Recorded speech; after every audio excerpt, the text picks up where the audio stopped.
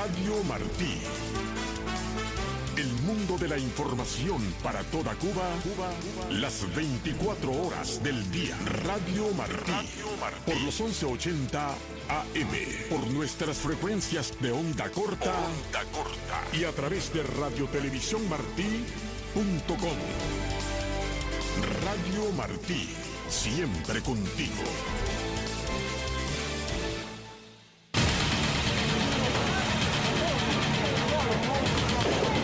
Nosotros somos un grupo de jóvenes que solamente queremos libertad.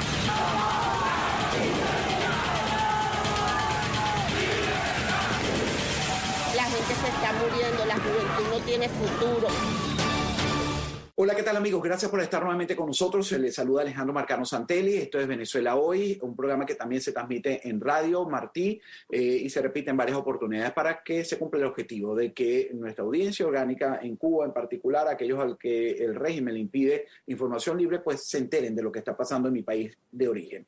Tengo invitados en el panel hoy desde Argentina, el periodista Leandro Gasco, desde Bogotá a otro colega Orlando Avendaño, y desde España tengo a Marcelo Probato, expreso político, además un activista de los derechos humanos.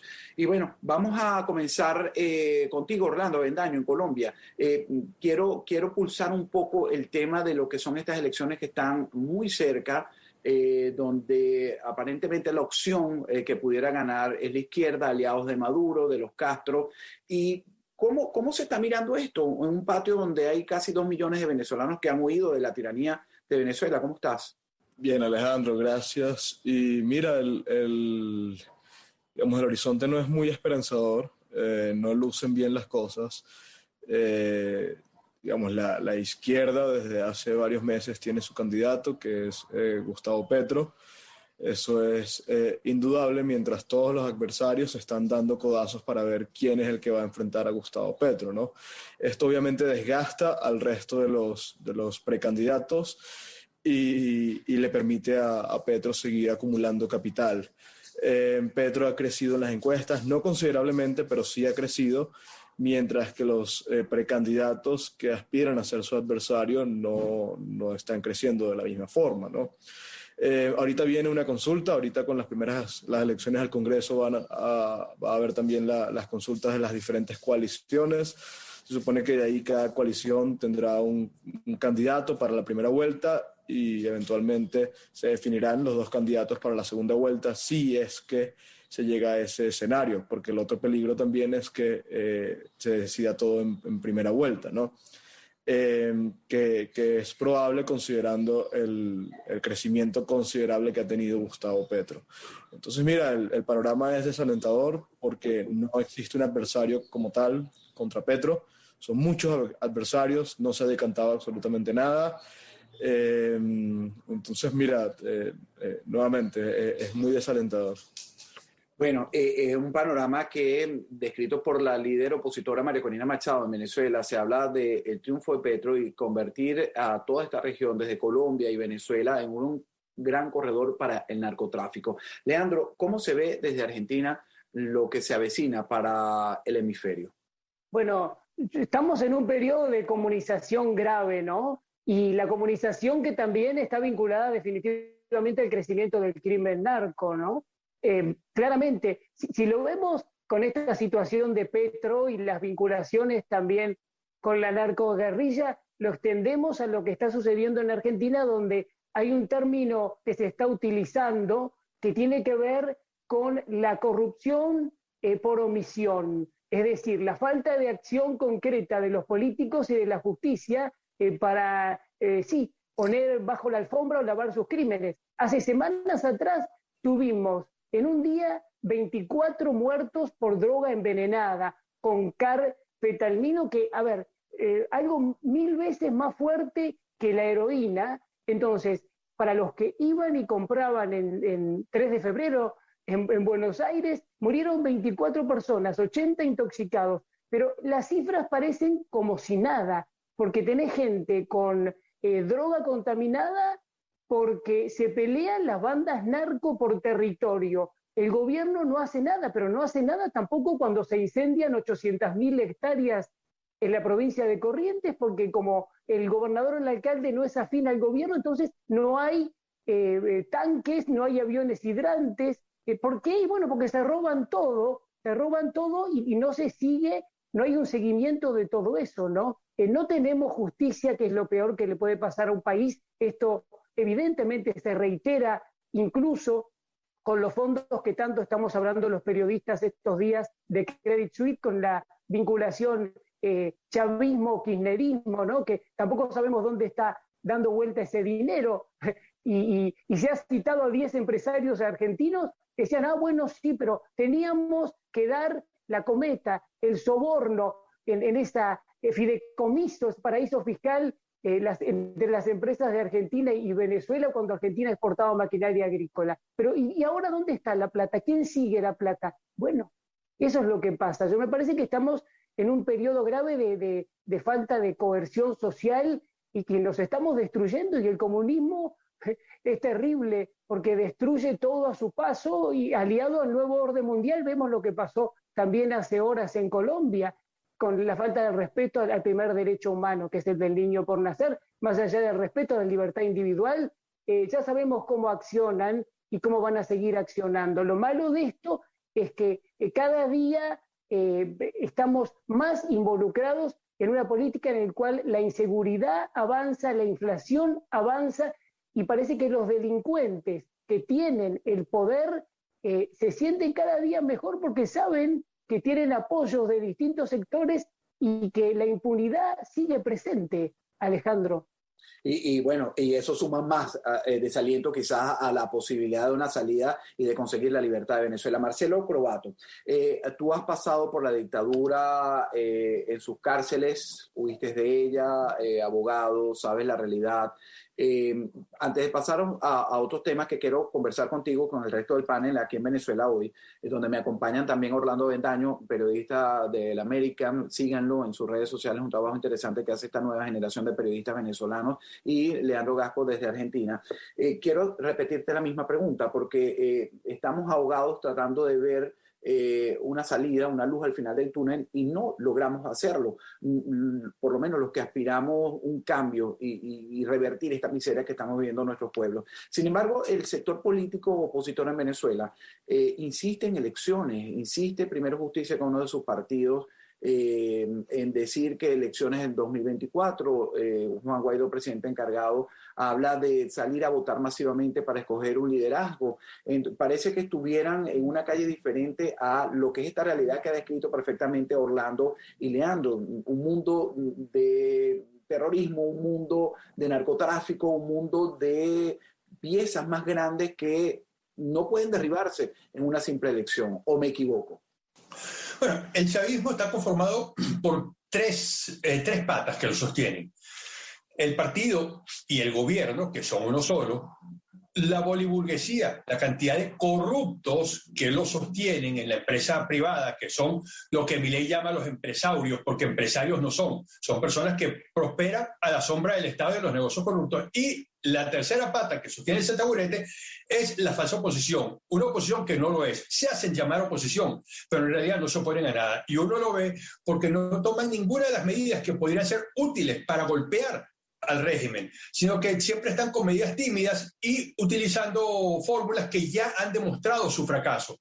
Por ejemplo, tenemos 22, 23 años hablando de elecciones, se ha intentado de todas las formas, se ha logrado con una unidad prácticamente perfecta, como fue cuando se eligió la Asamblea Nacional en el 2015, se logró la mayoría calificada, 2/3 que permitían hacer casi cualquier cosa, y ni siquiera con eso se logró. O sea, se ha demostrado que no funciona la vía electoral. Hubo un referéndum para una enmienda constitucional que Chávez decidió desconocerlo, introdujo después una enmienda con pequeños detalles y lo otro lo hizo a través de leyes o de sentencias del Tribunal Supremo de Justicia, deformando lo que decía la Constitución. Entonces se ve que la vía electoral, la vía institucional no funciona, porque no hay una sola institución que funcione.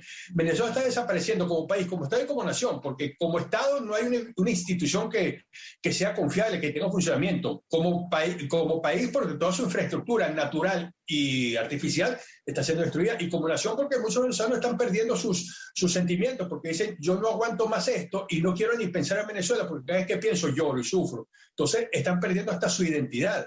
Es terrible, y la oposición no hace nada. Ellos siguen como una lucha libre, que uno ve los luchadores que se insultan, se golpean, uno dice, ¿cómo no lo mató con lo que hizo? Es que es todo un show, es un espectáculo, pero están cuidando de no lastimarse, sino un poquito. Es increíble. Otro tema que hemos visto a lo largo de la semana que ha destacado, y a mí me llama poderosamente la atención y lo quiero analizar con Orlando Avendaño, que es acucioso también en el descubrir y desenmarañar la información, es una declaración, Orlando, Leandro y Marcelo, y los que nos están escuchando, producida aquí en los Estados Unidos, en una reunión importante del ministro de la Defensa israelí, Benny Gantz, donde habla del terrorismo y mostró en una fotografía, un video, estos aviones no tripulados iraníes en Venezuela, donde certifica que se están mandando también repuestos para este tipo de aeronaves no tripuladas y otras muy parecidas, y la preocupación que han con sus aliados mostrado por el terrorismo y la alianza del dictador Nicolás Maduro con estos grupos. Y yo decía, cuando Israel está viendo esto, entonces fuera de la película, ¿qué significa para ti, Orlando? A ver si coincidimos y después completo el análisis. ¿Cómo analizas tú estas declaraciones? Mira, Venezuela se ha convertido en una especie de santuario de grupos criminales, terroristas y estados mafiosos, sin duda, ¿no? Es lo que ha logrado Nicolás Maduro con el propósito de mantenerse estable ante un contexto adverso. En su momento ya no, ya es favorable, porque hemos visto cómo el socialismo del siglo XXI ha ido reconquistando terreno en la región.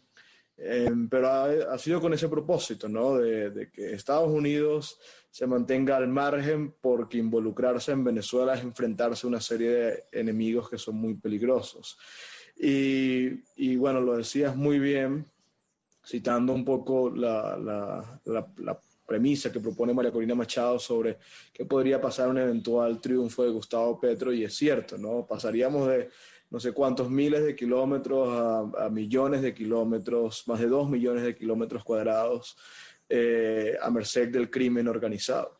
Entonces, mira, efectivamente tenemos a Rusia, tenemos a China y tenemos a Irán, tenemos Hezbollah, tenemos todos estos grupos criminales, y es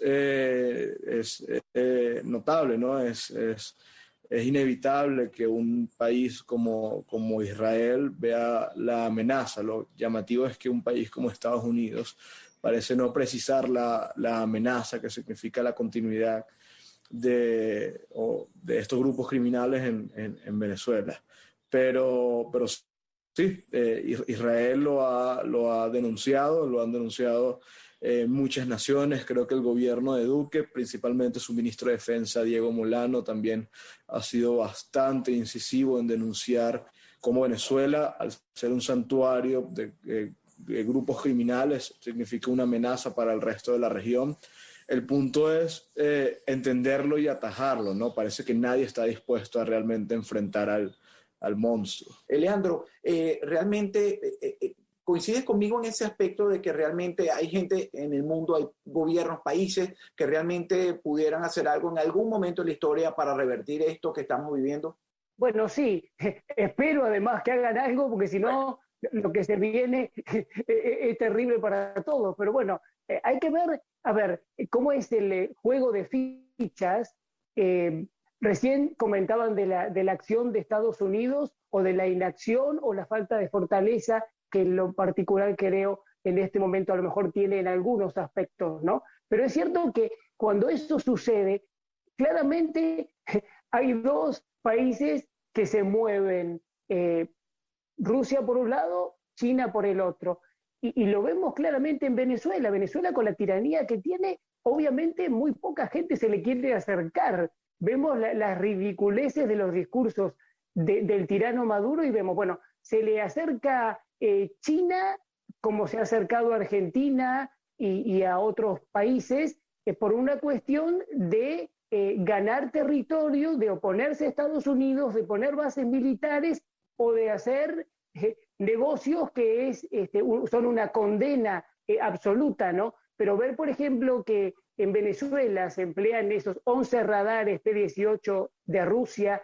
o que tiene radares chinos para el espionaje aéreo a Colombia, esto que sucede por estos días con el gobierno de Petro, esperemos no llegue, pero si llega, ya va a ser una toma completa del territorio. Es cierto que China está avanzando con todo, ¿no? Y para mí es muy preocupante. Y también vemos la variabilidad, ahora que se habla tanto de la cuestión de Ucrania, de Rusia también. Yo veía horas atrás, vos fíjate que el principal canal sostenido por Rusia, Russia Today, que apunta mucho a Latinoamérica, hace en Latinoamérica todo lo contrario en muchas cuestiones de lo que promueve Rusia. Por ejemplo, aliada al nuevo orden mundial, apoya a los grupos pro aborto o pro feminismo en Argentina, cuando en Rusia tiene prohibido un montón de cosas. Y hay otro dato que yo no quiero dejar de decir, que cuando fue el año 2012, ese canal, Russia Today, estaba absolutamente opuesto al gobierno de Néstor Kirchner y Cristina Fernández, y hablaba de ellos claramente, mencionándolos como que se habían apoderado de la Patagonia, como que eran un gobierno absolutamente impregnado por la corrupción, como que tenían fuerzas armadas, que es cierto, obsoletas, de chatarra tercermundista, que se entrenaban con videojuegos, y después en el 2014 Cristina Kirchner va a Rusia y cambian. Pero no fue lo único, porque cuando hablamos de oposición, digamos también que Macri dijo: yo voy a sacar el canal de la televisión digital abierta que pagamos todos, Russia Today, fue a Rusia y volvió y cambió, dejó todo. Entonces, eso es lo que tenemos. Tenemos una oposición que no sirve y un mal gobierno que tampoco sirve, ¿no? Entonces, bueno, por lo menos estamos los ciudadanos y los periodistas honestos, que ya no quedan tantos, pero bueno, ahí estás, Alejandro, en la lista primero. Hablando de estos ciudadanos, de la oposición, de la verdadera, esa que está presa política, tú pasaste por allí, está en una cárcel muriendo de inanición, y los carceleros por el mundo. Caso, por cierto, pediste un derecho a réplica recientemente porque te nombró Luis Ortega Díaz. Luis Ortega Díaz te llevó a la cárcel y fue aliada, se fotografió con el presidente encargado Juan Guaidó, ahora está tratando de vivir en España. Están muchos libres los que le han hecho tanto daño, los que han arruinado a la Venezuela. ¿Qué dice? Brevemente, porque me quedan escasos 2 minutos y quiero terminar con Orlando una pregunta que le quiero hacer. El problema es que en el mundo hay muchos políticos Chamberlain y ningún político Churchill. Todos son blandengues, no tienen voluntad para defender lo que moralmente es correcto, y de esa manera se va a perder el mundo. Y es lo mismo que está pasando en Ucrania, se está repitiendo el esquema de la Segunda Guerra Mundial. Luis Ortega Díaz es una criminal que, en caso de haber sido juzgada, terminada la Segunda Guerra Mundial, habría sido ahorcada, porque es una terrorista judicial de primer orden. Ella es responsable de primer lugar de la represión. Sin embargo, todos los políticos quieren fotografiarse con ella y dicen: no, es que ella es buena, ella ahora está con nosotros.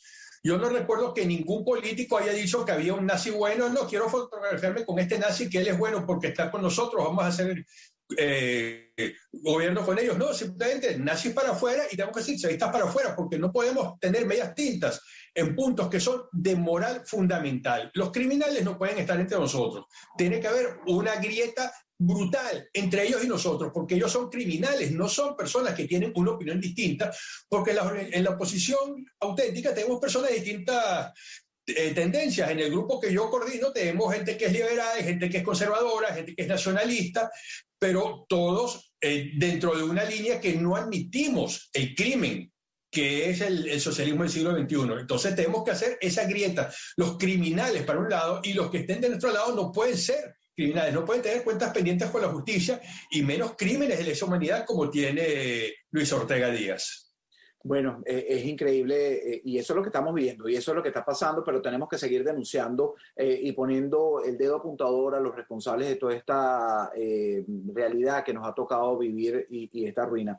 Orlando, no quería irme sin hacerte una pregunta. Yo sé que tú, en el periodismo que están haciendo de investigación, en este trabajo, que yo sé que a veces no es tan fácil, porque son más piedras las que se reciben que el reconocimiento a lo que ustedes hacen, que es mostrar una realidad, ¿no? Pero bueno, es parte del oficio. Si te pidiera, imagínate que yo soy tu jefe en el American y te pido, hazme una fotografía rápida, necesito publicarla, que me cuentes cómo está Venezuela hoy.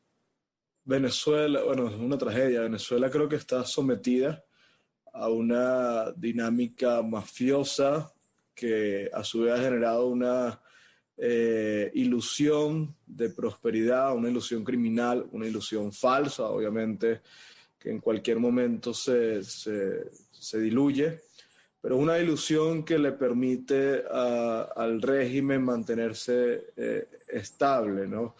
Obviamente eso ha sido construido gracias al apoyo de una, como decía Marcelo, una oposición completamente dócil, sumisa, en el mejor de los casos, en el peor, una oposición cómplice, que es parte de la estructura criminal, que se favorece de acuerdos, de contratos, de favores, etc.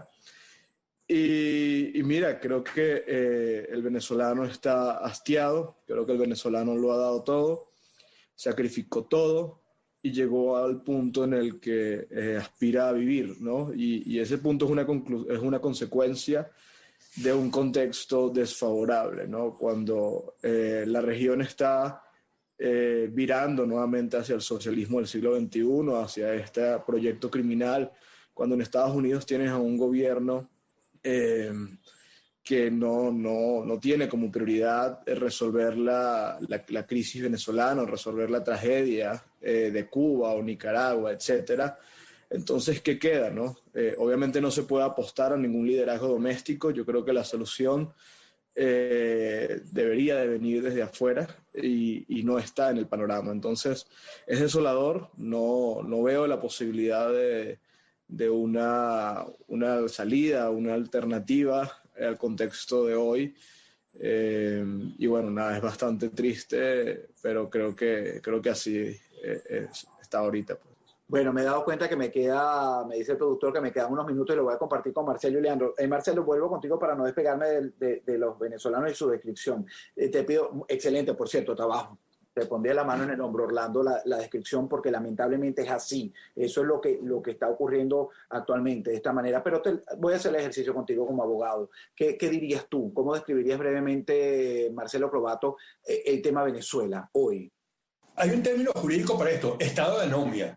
No hay ninguna norma que se mantenga, que se aplique, en la que se pueda confiar. La seguridad jurídica es un término completamente inexistente, porque los tribunales pueden decir sí o no según las órdenes que reciban, sin preocuparse en lo más mínimo por lo que está en los expedientes. Yo he visto casos donde los expedientes dicen azul, el tribunal dice, bueno, como está aprobado en el expediente, la sentencia es verde. Digo, jamás se dijo verde. Eso es algo normal y sucede en tribunales de primera instancia, segunda instancia, Corte Suprema, en las áreas administrativas, cuando uno introduce un recurso administrativo por alguna providencia, todo sucede así. Entonces, el derecho es completamente inexistente. No tiene sentido el ejercicio del derecho en Venezuela más que como un acto de rebeldía y de denuncia, porque es imposible obtener ningún tipo de justicia ahí, donde todas las instituciones están manipuladas, donde la policía crea expedientes, ni siquiera por razones políticas, sino porque simplemente dicen, oye, necesito dinero, vamos a buscar algún estúpido para sembrarle droga y vamos a sacarle dinero. Y eso sucede. Yo tuve un compañero en la cárcel que le pasó eso.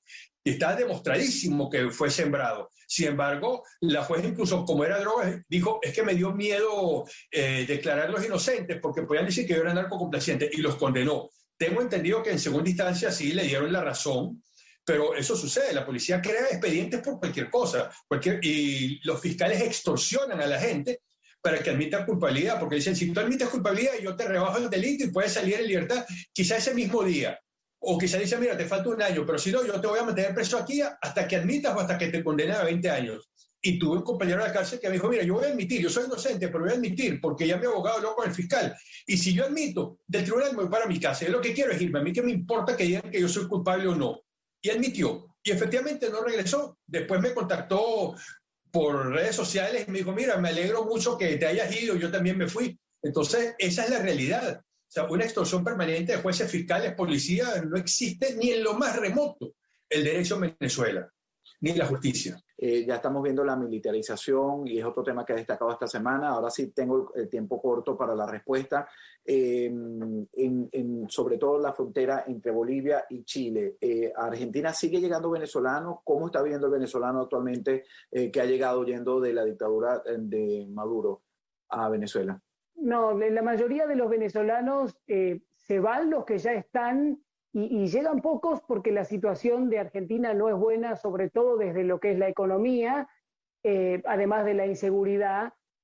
Bueno, y a eso se suman distintos factores de preocupación, porque también hay 100 argentinos que se están yendo por día. Ya no son 1000 venezolanos solamente por vez, sino 100 argentinos que fuerza de producción, que el que puede, no todo el mundo puede irse, también es cierto, ¿no? Como pasa en Venezuela también.